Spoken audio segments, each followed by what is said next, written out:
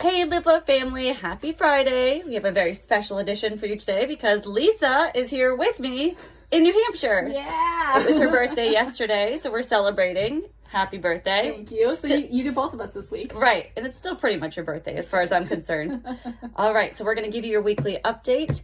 First, we want to share with you, if you haven't seen, that Falcor sadly crossed over Rainbow Bridge. I mean, not really sadly, because he really was starting to struggle in his final days with the dementia and everything. So we knew it was time for him.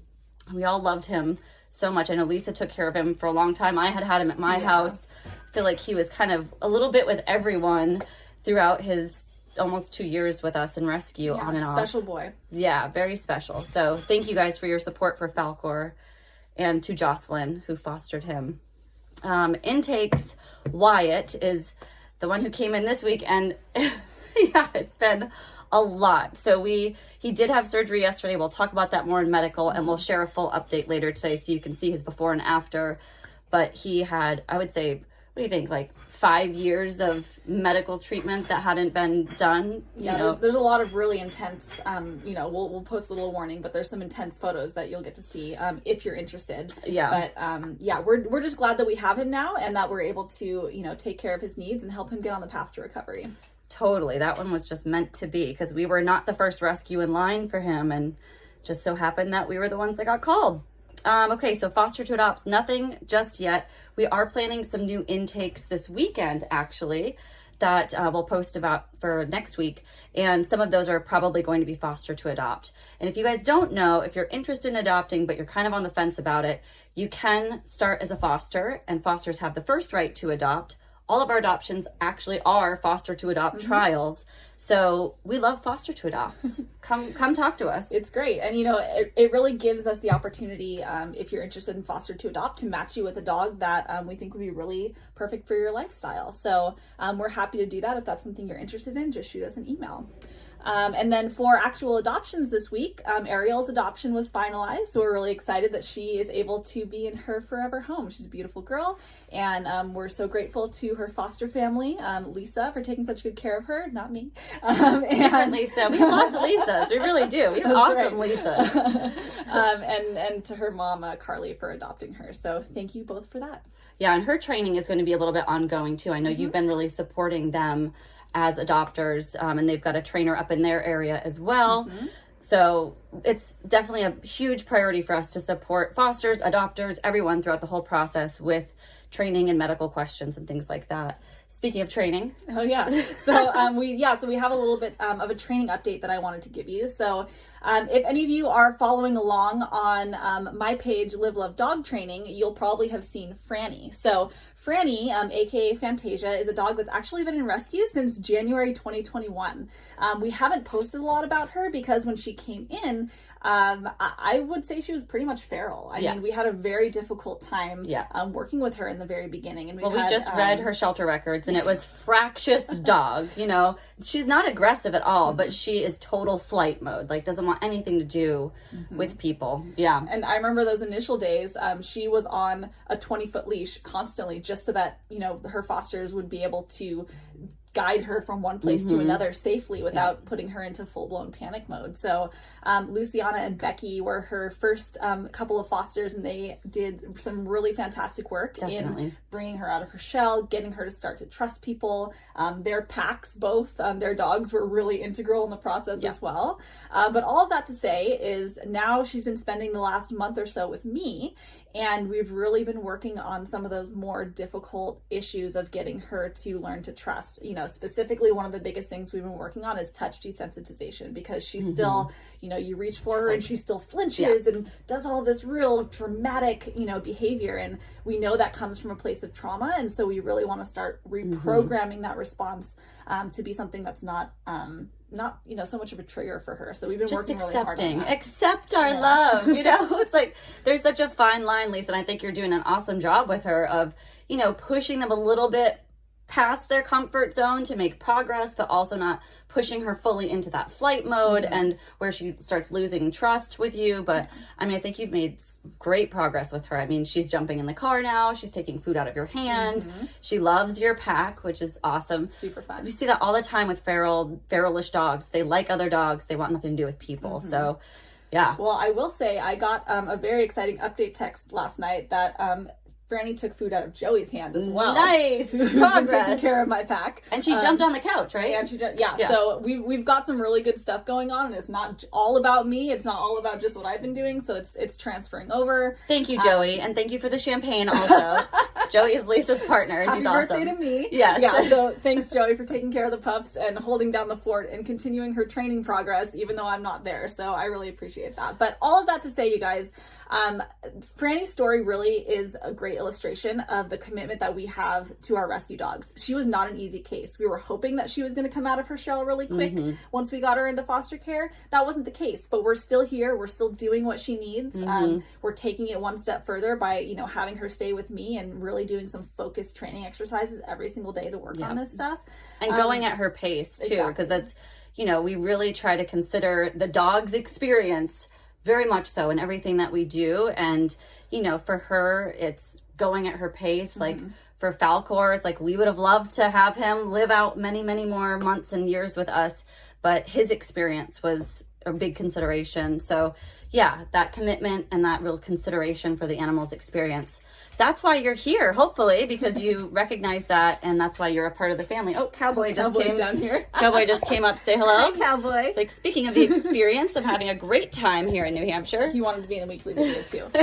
So we are going to talk a little bit more about, our commitment to our dogs, and we're going to give you a little highlight and update on Fawn later in the video.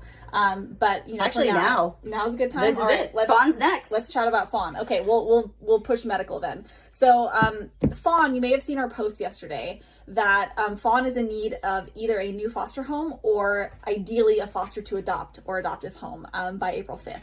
So right now she's staying with our wonderful friends at Humble Canine as she's in between foster homes. Thank you, John and team, for stepping up and really helping us out. But they are full after the 5th. So the 5th is the last day that we have that spot available for her. So we need to move her to a different foster or to an adoptive home. Fawn has been in rescue for over a year. 15 months. So once again, illustrating like we are committed to our dogs and we're going to do whatever it takes to make sure that we can find them the appropriate spot. But we're getting into crunch time here, folks. So please, please, please share her story. We've been posting about her, repost to your stories, to your timeline, whatever it is. Tag email it to people. Right. Exactly. Like whatever it is that is going to please. help us get the word out. We could really use the support there. Or if you have other, ideas that maybe we haven't thought of, like please share them with us. We're totally open to it. But we want to make sure that we can continue to provide everything that Fawn needs ongoing and hopefully match her with the perfect family. She is such a super sweet dog. Yeah. And we feel like she's just been overlooked. Because she's just a chill senior. So if that's kind of the vibe and the energy that you're looking for, or someone who is, Fawn is seriously perfect for that. So she is. And I love what Humble Canine posted. It's like, give her the just basic structure in your home and make her comfortable and she'll give you the world. And that's so true. And don't panic, guys. Like, obviously after April 5th, we're going to figure something else out for her. She's not going to go back to the show. Like, nothing bad is going to happen. It's just, it's really detrimental for her to be bounced around. Yeah. And we've tried our best to avoid bouncing her around, but it's been unavoidable.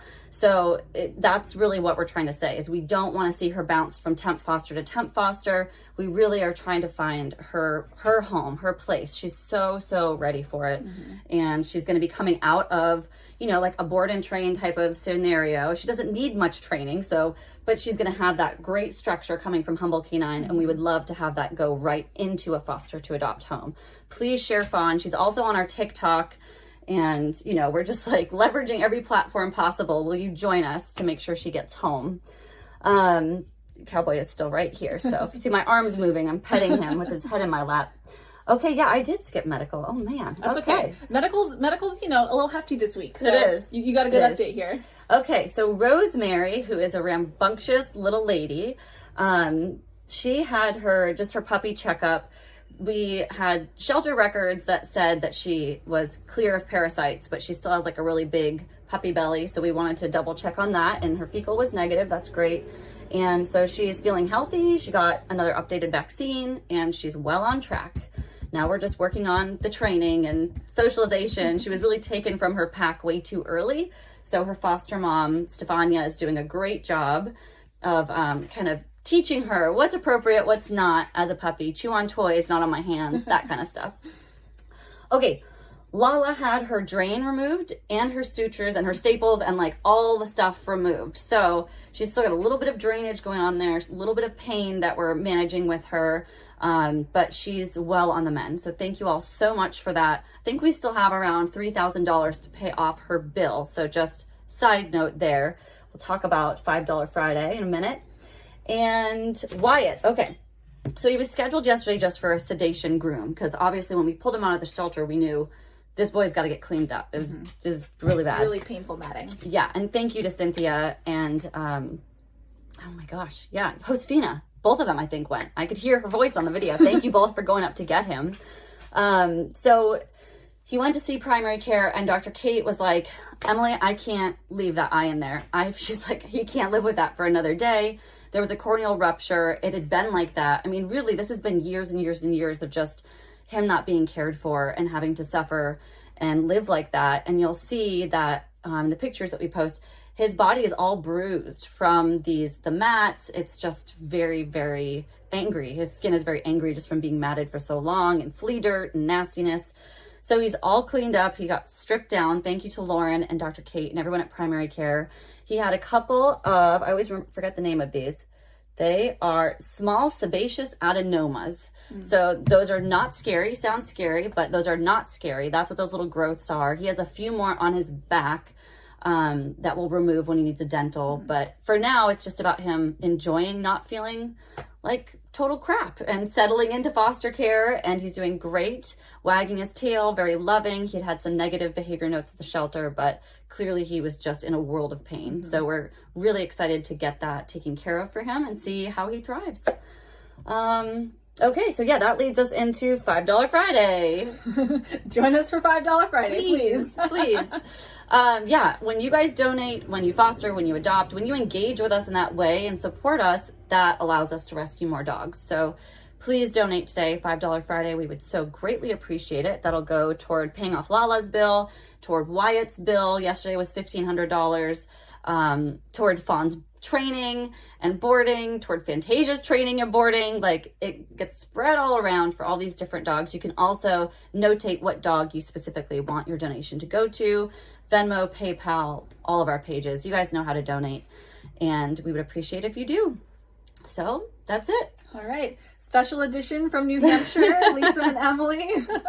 I know, it's so much fun. Thanks for joining us. Yeah, thank you guys. All of our love. Have a great weekend, and we'll talk to you next week.